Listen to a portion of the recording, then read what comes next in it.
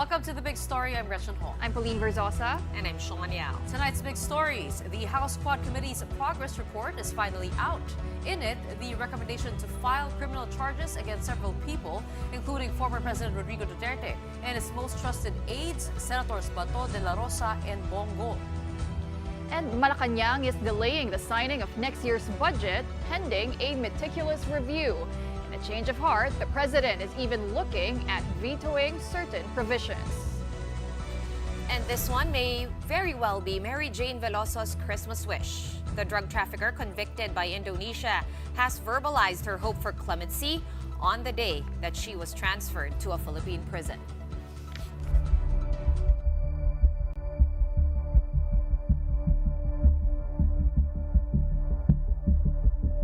After 13 hearings, the House Quad Committee has submitted a progress report of its investigations on pogos, extrajudicial killings, and illegal drugs. The committee's inquiries in aid of legislation have yielded at least 5 House bills, and among them, a proposal on classifying EJK as a heinous crime, the proposed espionage law of 2024, and the proposed fraudulent birth certificate cancellation law.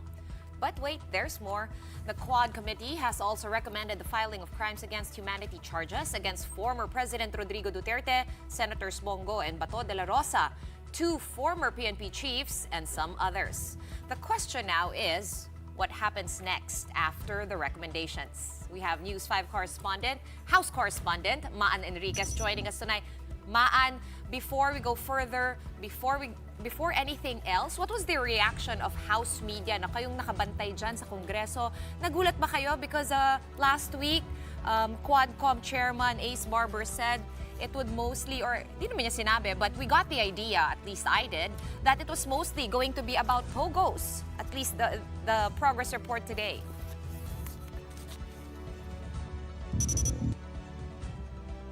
Masyado nagulat nga rito sa mga listahan ng pinakakasuhan nga ng House Quad Committee tungkol nga rito sa mga naging resulta ng kanilang pagdinig sa pogos, extrajudicial killings, illegal na droga at Chinese syndicates. Kasi paulit-ulit na lumabas nga sa kanilang presentation during the last briefing na sinasabi nila na si President Rodrigo Duterte, former President Duterte, yung nasa gitna, yung nakikita nilang nasa gitna nga ng lahat ng ito noong nakaraang administrasyon. Lalo na kanina, pinunto nila, they stressed yung kanyang mga pronouncements nung nakaraang administrasyon na talagang nag-embolden, kumbaga, dito nga sa malalang at madugong war on drugs. Balik sa'yo, Sean. Maan, there is a recommendation to file criminal complaints versus PRRD, Senator Bato and Bongo, and several other policemen who are at the top of this chain. Who do they expect to file charges? Is it the DOJ? And what about the principle of complementarity? Because there is already an investigation over in the ICC. So how do they manage both investigations if the DOJ picks this up? Yes, Gretchen, kanina nga Chairman Barber said or directed the House Secretary General to furnish a copy of the report to appropriate agencies nga to act on their recommendation. Now we have there kasi merong mga current or mga sitting officials pa, so may ombudsman dyan, the DOJ, NBI. So that's what we're going to wait pa on how they will act on this. Apart from charges, what else were the recommendations from the Quadcom? So we've seen kanina, aside from former President Rodrigo Duterte, Senators Bongo and Bato de la Rosa, former PNP chiefs Debold Sinas and Oscar Albayalde, retired Colonel Reina Garma, Edalberto Leonardo, and Palace Aide Muking Espinosa are also included among those individuals recommended by the Quadcom who allegedly violated crimes against humanity. Now, the committee also seeks to charge Duterte, Garma, Leonardo, Superintendent Gerardo Padilla, and SPO4 Art Narsolis as alleged co-conspirators in the killing of 3 Chinese nationals at the Davao Prison and Penal Farm back in August 2016. Charges are also recommended against those allegedly involved in the killing of PCSO Board Secretary General Wesley Barayuga. Among those implicated are Garma, Leonardo, Police Lieutenant Colonel Santi Mendoza, former PNP officer Nelson Mariano, and Jeremy Kausapin. Further investigations are also recommended into individuals individuals linked to illegal drug activities based on the testimonies of former Customs Intelligence Officer Jimmy Guban and alleged Customs fixer Mark Taguba. These individuals include Davao City Representative Paulo Duterte, Nilo Abellera Jr., Paul Gutierrez, Benny Antiporda, Jojo Bakud, Tita Nani, and Alan Capuyan. Also mentioned are Michael Yang, Alan Lim, Charlie Tan, and Sammy Oy.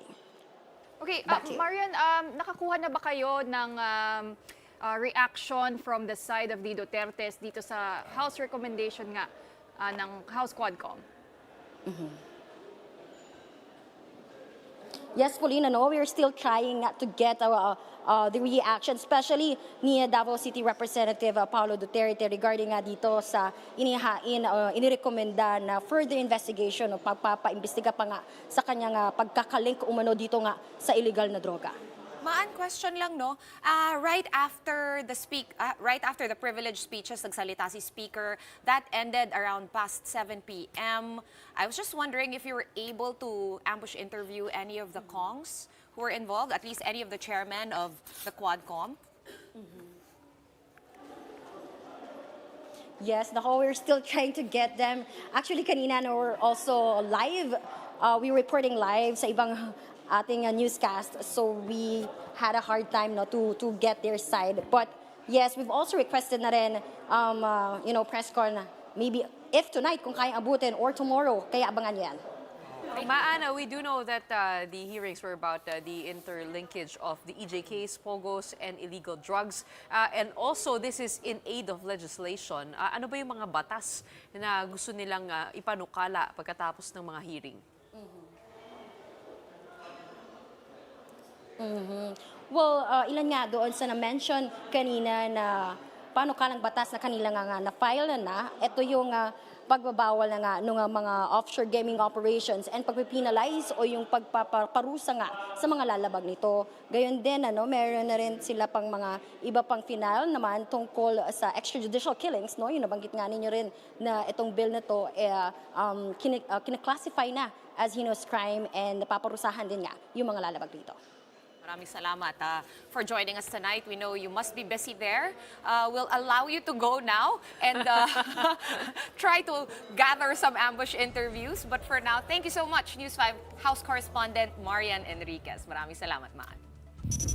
Taking a quick break, but up next, Malacanang postpones the signing of the 2025 national budget amid criticisms over some allocations. More on this when the big story returns. Keep it here.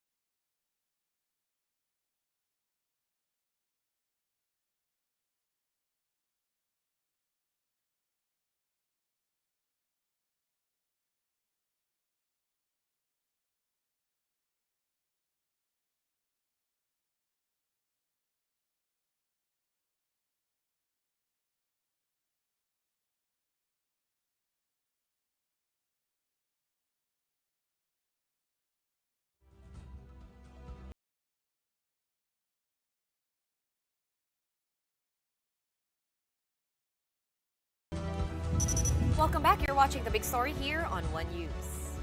Malacanang is holding off its approval of the 2025 national budget, and it looks like President Bongbong Marcos will be using his veto powers over certain provisions and items not in line with, quote, laws, fiscal programs, and public welfare.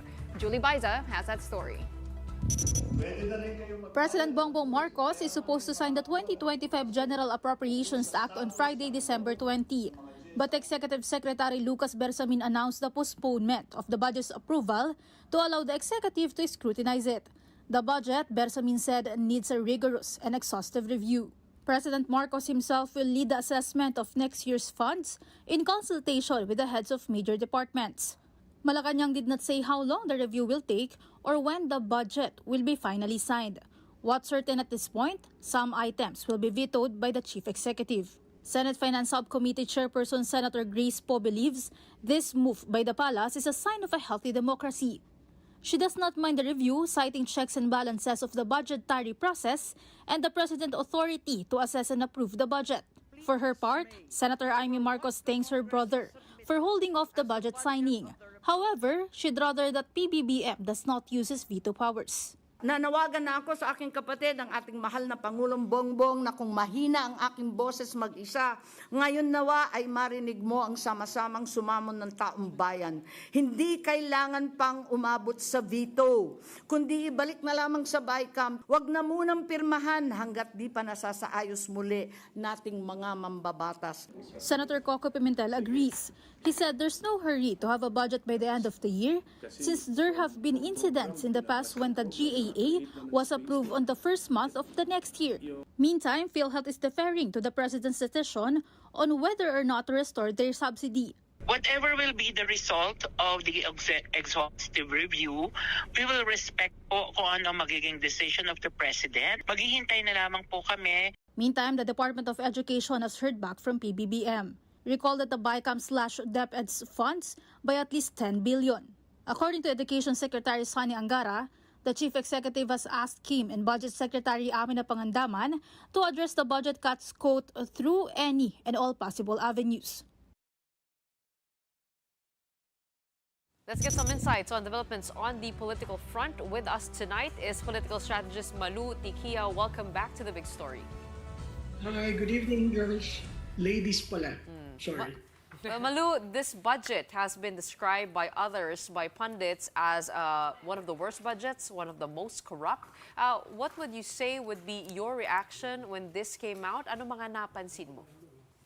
Well, sa budget, I was so shocked because health and education is the number one mandate from the Constitution, and health is because of the Universal Health Care Law. It covers all Filipinos. So to put zero on the subsidy, I don't think that can even be vetoed. Tama yung reporter nyo, they should go back to the BICAM and settle those issues because if the allocation is zero, there is nothing to veto. So a very transactional budget. It tells you there's so many funds that are being used for purposes other than what is required by law. So from the NEP, it would show that on the second year, last year the NEP was set aside and there's a huge unprogrammed fund. Today, it's the same, but it's worse because of what they did with PhilHealth and DepEd as well as DPWH. Malu, a lot of pundits are also saying this is a, kumbaga, quote-unquote, it's an insult to the president, no? Because as a chief executive, siya talaga yung may alam nung cash flow natin, kung saan ba dapat ilagay yung pera. All the reports go to his office, and kumbaga parang naetsapuera yung spending plan na pinropose ni President Marcos. Another shocking thing for me was his reaction, which was not so mad. What did you make of that? Yes, Sean, I agree with you. I mean, if you're as the chief executive officer, whenever financial statements are being made and submitted to you, you always look at the sources of fund, the revenues. Is there a shortfall? We have a 15 trillion debt. And the revenues are really very short. That's why they keep saying on the fiscal space that is needed. But here you see that there is a lot of leeway given to Congress, even to increase the. I don't know for what they increase the budget for the House and the Senate. And then there is that 340 billion insertion in DPWH. So this is not fiscal restraint, it's really greed because of the way the allocation have been made, setting aside the national expenditure program of the president and the SONA directives that were given. And what do you make of his reaction, which was actually just yesterday and today, nakapag-react siya, sabi niya, papalitan niya. First, sinabi niya na he will do something about DepEd, but not about PhilHealth. And then today, another ambush interview, he declared that he will not be signing on December 20, that he will meticulously go through the budget line by line, which kind of gives us the idea na gagamitin niya yung veto powers niya. What do you make of the president's reaction now, just this week? Well, I'm surprised at the reactions, no, because it's a pendulum swing from one end to the other. I take it to mean someone who has not digested the report given to him and how far. I mean, even if you just do a variance review from the NEP to the GAB, you will see really a reprioritization made. So I don't know if he's talking to his political leaders or the political leaders are telling the president, this is what we want and this is the priorities that we want to pursue.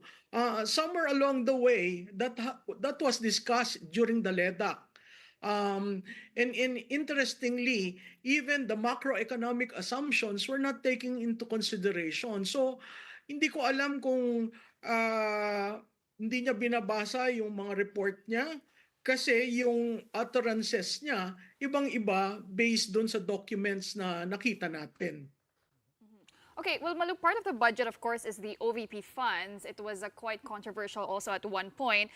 It was slashed by more than half, and now it's already at 733 million pesos. But if we also recall, may ilang senador din, di ba, who vowed to restore that budget of the OVP. What do you make of that? Well, again, that is the impact of the political persecution done on the vice president. If you look at the extra money that is being realigned or being placed in certain agencies, in certain branches, to cut the budget of the vice president was really a political act on the part of the majority in the Senate and in the House. There was an attempt, yes, you're correct, in the Senate to bring it back to the NEP status, but again, politics reared its ugly head and decided to cut it. Still, I think the vice president made clear whatever is given her, she will try to make use of it, and this is where you will see her willingness to bite the bullet. You cut so much on my budget, but I will still try to give what I have planned for the OVP. Let's just lay it down on the table. We know that you're a supporter of Vice President Sara Duterte. In fact, we can see you in green. Very, very clear to us. But I want to get your thoughts on ACAP. It is one of the more controversial provisions of the budget. In-insert lang yan sa BICAM. It is getting a huge amount. Tapos inuohan na rin ng Senado nung nagkaroon sila ng 5 billion na allocation dito. But we do know it is not only ACAP that is a form of dole-out, but also AIX, which started during the time of President Duterte. Yes. Both, as they say, promote the culture of patronage politics, of ayuda, of dole-outs, especially on a year where it is an election year. I want to know your thoughts on both, and what does this say about, this whole budget? Well, AIX, there's actual rules and regulations on AIX. AIX came about because of COVID. It is a post-COVID safety net. Ayuda, on the other hand, is something that was created by the House of Representatives. In fact, the transcript will bear us out where the SWD were saying, we do not know anything about that. We do not know the rules and regulations about that. We will probably consult with the Speaker of the House. So this is the second year that Ayuda will show itself in the budget. And if you take a closer look at Ayuda Gretchen, there is no specific sum that you allocate for Ayuda is supposed to be for those who were entrepreneurs who were affected, but they later on changed that into distributing Ayuda in malls, distributing 5,000 to 8,000 to 10,000. And since it is government project, COMELEC allowed its distribution. Imagine the impact of the distribution of those billions of pesos pre-campaign. So it is not a wise use of money. You could have placed it in TESDA and come up with a short program for the retraining and retooling of entrepreneurs. Certainly, the safety net is now becoming more and more buying voters. And if you introduce the changing price protocol on how much ayuda you are giving to whom and which area, it would appear to be part of the grand scheme of. Hello, Malu? Malu, can you still hear us? Yes. Oh, there you go. You kind of got cut off. But I think we understand the gist of what you're trying to tell us. But let me try to kind of divert the conversation for a bit. I'm not sure if you tuned in to the plenary session earlier where the quadcom chairman made some privileged speeches. Well, it's unfortunate how politics is turning out in this country. The House of Representatives has been towing the line and really attacking the Dutertes, putting together POGO, extrajudicial, as well as the drugs. I think is a huge overextension for the simple fact that in POGO, the president actually said remove the POGO. He issued the executive order to regulate it and to make sure that they conform with the law. On EJK, well, your guest is a noted lawyer on that. Cases should be filed if there are cases that are warranted to be filed. On the illegal drugs, that's a two-sided thing. There are people who are saying it's good and communities were able to be peaceful and the impact of drugs contained. And there's the other side of abuse. I guess the best way is to remove it from the political terrain and really file cases in court, because until we are in the House of Representatives, it will just be political persecution. Well, they've already made, Malu? Sorry, they've already made recommendations just like at 6 p.m. tonight to file charges against former President Digong, against Senators Bato and Bongo, as well as former PNP chiefs Albayalde, De Bolsinas, Reina Garma, and Edelberto Leonardo et al. Kasama rin doon. Do you think gagalaw yung mga ahensya on filing these cases? And where do you think it's going to end up? I would like to wait for DOJ and the private prosecutors who will file the cases. Hearing that from a politician who has been doing 13 hearings and really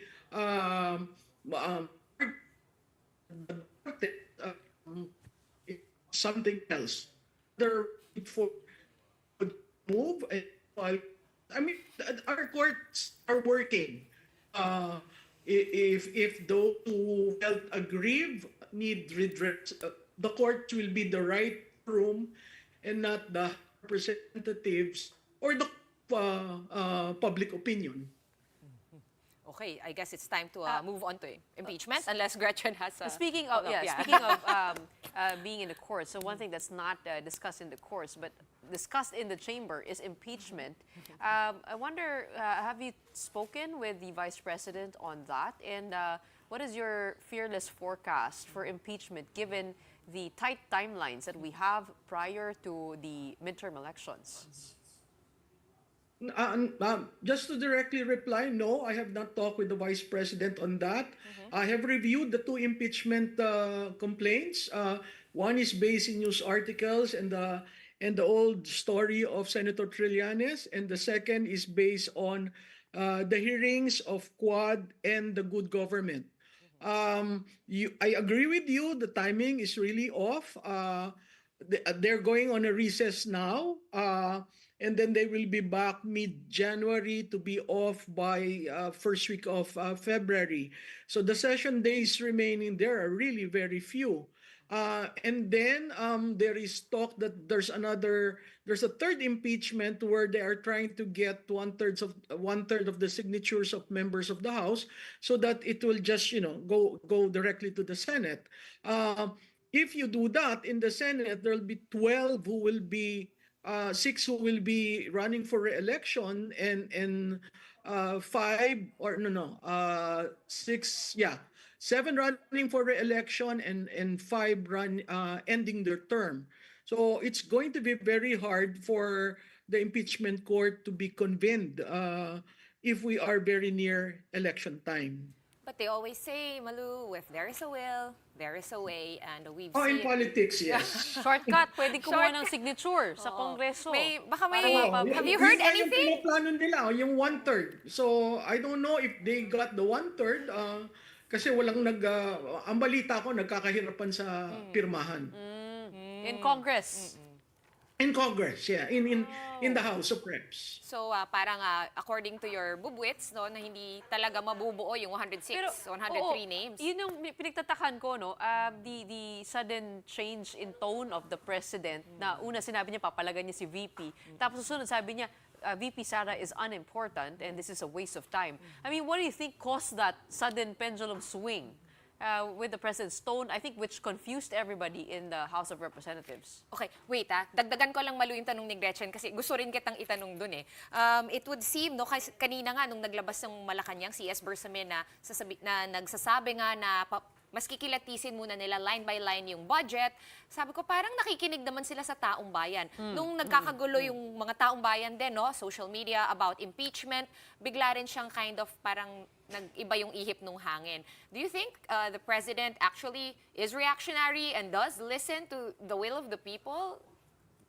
Ironically? Well, I know if election that he is driven. Decisions are made on surveys that are coming out showing that in his approval and trust. Listening to the people, I think it's kind of because he has never listened to the people. But he had to react because we are in a precarious state of influx. And do you think, Malu, I think she froze again. Oh, you're coming in a little bit choppy with your signal. Sayang, we were getting to the juicy part. Gusto ko sana makapag-follow up dun sa bakit daw nagkakahirapan, no? Oo, kaya nagkakahirapan magkalap ng mga signatures. Magandang malaman yun no? Oo. Nakabalik na Looks ba? like we should have her again. But Okay, we'll save that for another. That's kind of surprising to me because usually pag pinag-uusapan ito sa Kongreso, sinasabi nila, mabilis lang. Sa Senado, mahihirapan. But iba yung naririnig Iba natin yung from lumalabas, Malu. no? On the ground. She back? Sorry. Yes, Okay. yes. Malu, there! Oo. Ito nga yung sorry, what were you? Yes, carry on. No, I was about to say that he has to listen because we are in a state of influx in terms of politics, and there is a tipping point that will be very near, either from his side or this side. So in order to manage and to prevent that tipping point from occurring, he has to really listen to the ground. People are going out and telling him there is something wrong with the budget. We do not like what is happening in PhilHealth.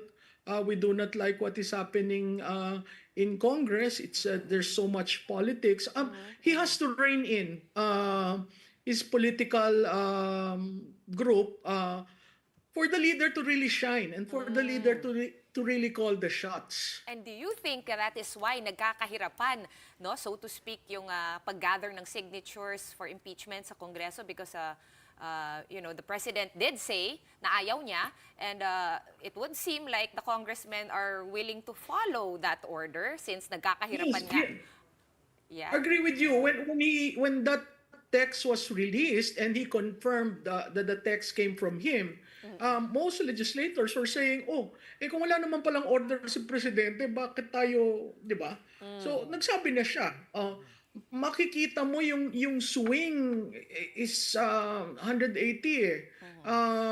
from one point to another point, which are not in sync with what leadership is all about. Wait, so he has Malu, to be forthright with people. So Malu, do you believe that the calls to impeach the vice president do not come from the president? Do you believe that? I think that is strategic movement by the president. They are testing the waters. He probably allowed someone to, pursue the impeachment as a logical occurrence coming from the dawn presser of the vice president. But with the reaction of the people, and the Iglesia ni Cristo, about to flex its muscle, I think realpolitik and pragmatism has been introduced into the frame. That is why the president is trying to see where he can gain leverage. At least there is that for now. Great insight. Thank you so much for weighing in on with us on the big story tonight. We have political strategist Malu Tikia. Okay, we have to pause for a quick break, but right after that, now that Mary Jane Veloso is home, having spent 14 years in an Indonesian jail on death row for drug charges, what's next for her here in the Philippines? We will be speaking with Edre Olalia, one of Mary Jane's private lawyers and chairperson of the National Union of People's Lawyers, or NUPL, when we return. Keep it here.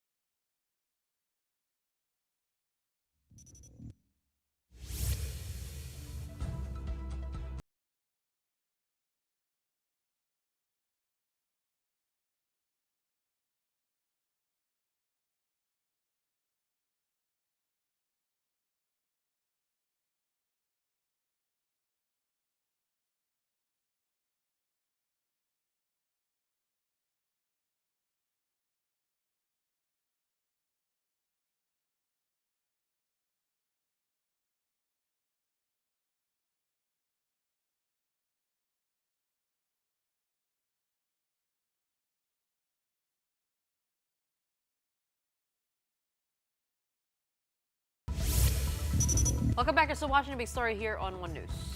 Finally, Mary Jane Veloso is back home after almost a decade and a half on death row in Indonesia. She is now in the Women's Correctional in Mandaluyong, where she was directly brought to after arriving last night. So everyone's question now is, what's next for Mary Jane?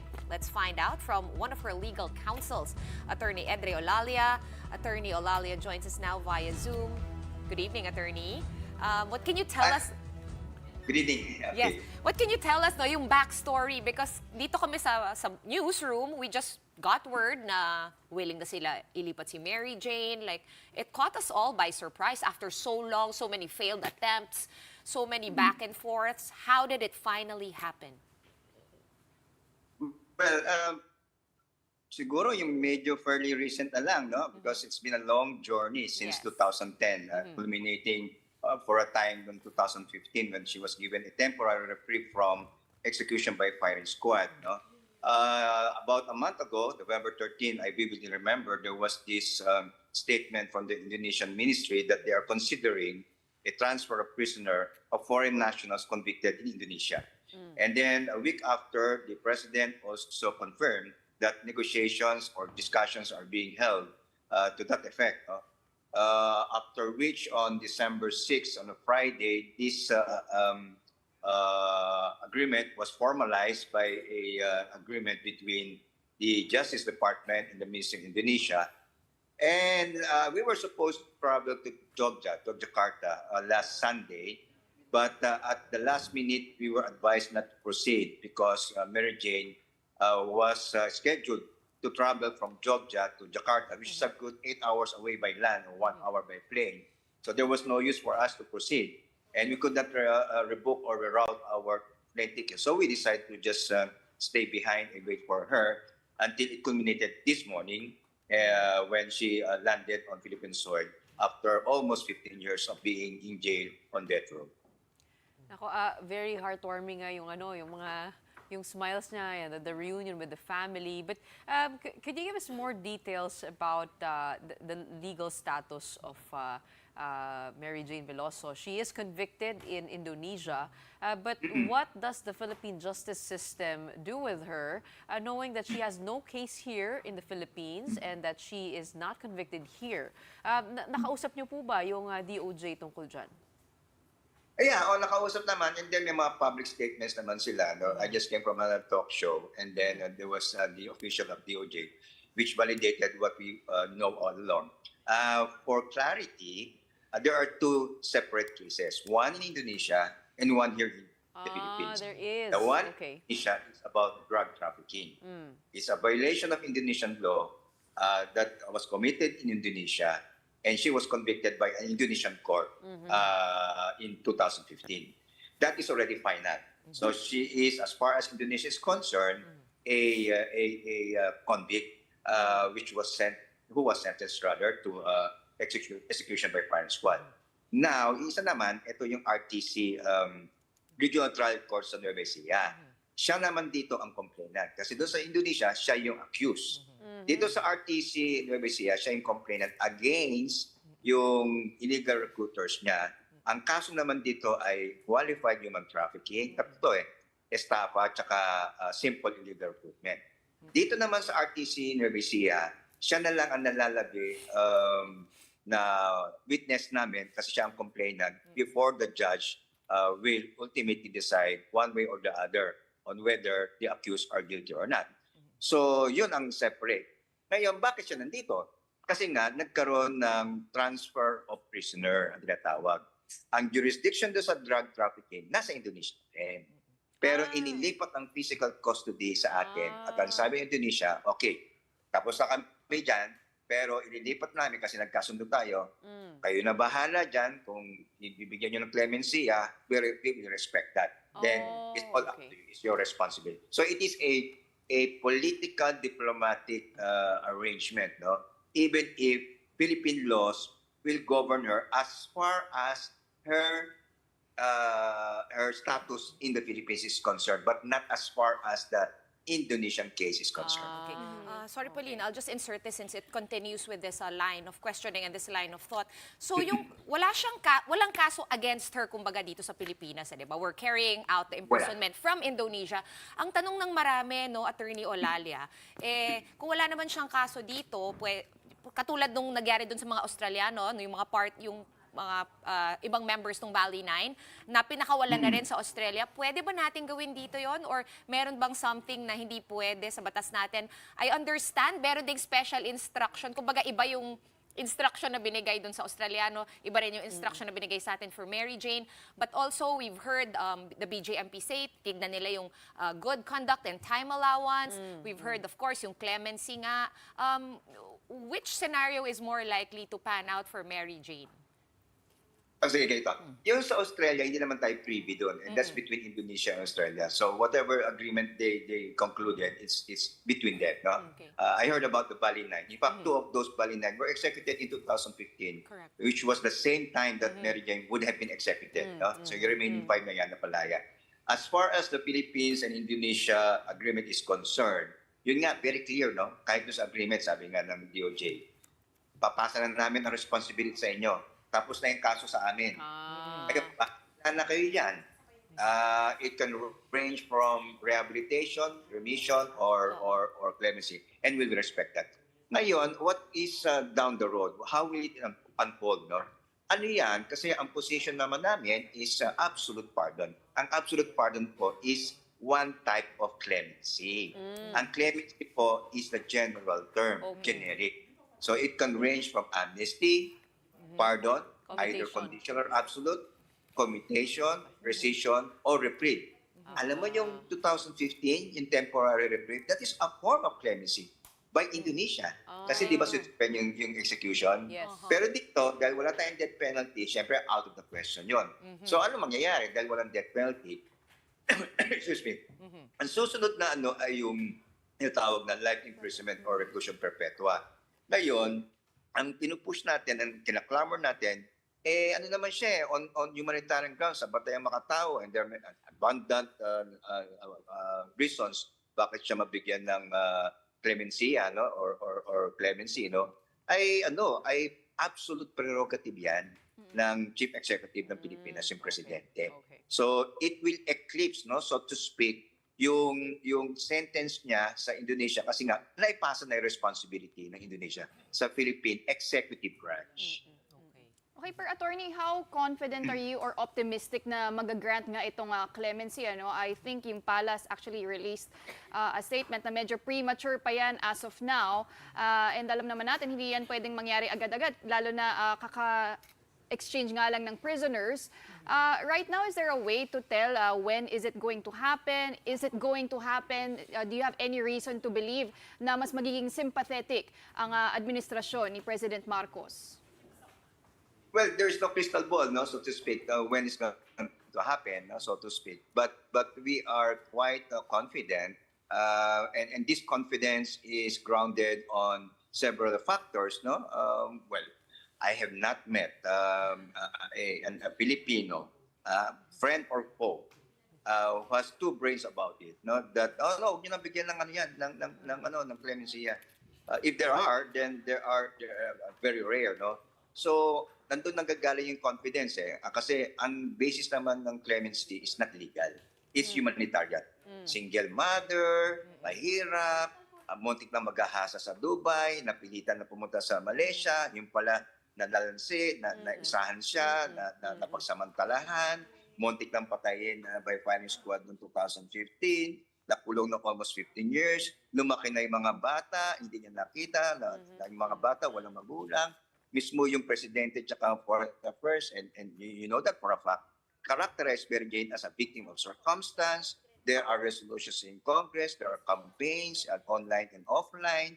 So there is this abundance of reasons that would support our confidence. And even without confidence, I think objectively, nananalig naman tayo. Kasi siyempre kaya nga siya nabigyan ng pansamantalang pagpapaliban, hindi naman because of a stroke of a pen by a single person. Kasi nawawala po sa narrative yun. It is accumulation of pressure, of campaigns, of petitions, of negotiations, di ba? Hindi naman biglang ganun na lang yan di ba? So, kaya tuloy-tuloy pa rin panawagan natin. Attorney, one of the things that the family voiced out is concern over the illegal recruiters of Mary Jane, that they could be in the same prison. Ano po yung status? Kasi sabi ng DOJ, they will make sure na hindi sila magkasama sa isang area. Nasaan po ba yung illegal recruiters? Nasa correctional institute din po ba? Yes, we confirmed this morning that she is staying in the maximum facility in the same compound. But there are separate buildings. She's Mary Jane staying in what they call the rehabilitation or something, diagnostic. No? It's a place of new persons deprived of liberty. We got the pledge, the word of the head of the Bucor, General Katapang, and the GOJ Undersecretary, as well as the Assistant Secretary Clavano. And even the President himself said so, that they will ensure the safety of Mary Jane Veloso. So, the fear, which is valid by the family, that she might be in harm's way, is somehow assuaged, But you know what? More on top, not more, but on top of the physical risk, di ba imagine niyo, sa salita nga ni Mary Jane kanina, alam nyo, sinira niya yung buhay ko Nakulong ako ng 5 taon. Tapos nandito rin pala ako sa isang facility na nandyan siya. The mental anguish, psychological torment is unquantifiable. So we will take up the word of our authorities that they will do everything na hindi mangyari, that they will be in the same place at the same time. But you will not request for transfer? We asked Mary Jane, she's fine with staying because you know what, anytime pwede pumihit Kasi meron tinatawag na 60-day period, May 5 days quarantine, 55 days to 2 months yan. In between those period, anything can happen in terms of the grant of clemency, and I hope it happens soon. It's not an option for us for now to ask for transfer. I think it is in fact the initiative of the Bucor and the DOJ for them to transfer Christina. Kasi si Christina yung convict, yung Sergio, yung recruiter.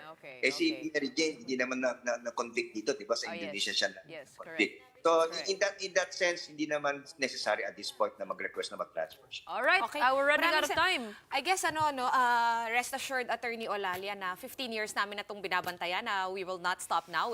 We are definitely looking forward to the developments in this case, hopefully positive. But thank you so much for joining us and explaining everything to us, Attorney Edre Olalia, Mary Jane Veloso's legal counsel. Maraming salamat po. And that's it. Salamat po sa inyo. Salamat. Okay, that's it. Naubusar tayo ng oras. That's it for the big story on this midweek hump day. We are One News, all sides, all the time. Kulang na kulang ang oras, Lagi. Pero ibibigay na natin, papasa na natin ang bola. Stay tuned because coming up next is Play-by-Play with Andre Felix and Cheska Litton Calao. Grabe. Dami ko ang notes Sabi ko, ganda, no? But again, happy for the family of Mary Jane Veloso. At least she's here and it's almost Christmas, makakasama niya. Beer mo 14 years. Yeah. Lalaki na ng mga anak. But thank you, Ate Gretch, Tita Sean, Boss Pawi. On the show tonight, we've got the Milwaukee Bucks winning the NBA's in-season tournament, a new format to the NBA's All-Star Weekend. And we've got the Signal HD Spikers joining us live to talk about their latest title run in the Spikers turf. Check another packed show tonight. So many things happening. I'm Andre Felix. And I'm Cheska Litton Calao. And here's tonight's Play-by-Play. The show by Mamoy leaves. Puts it on.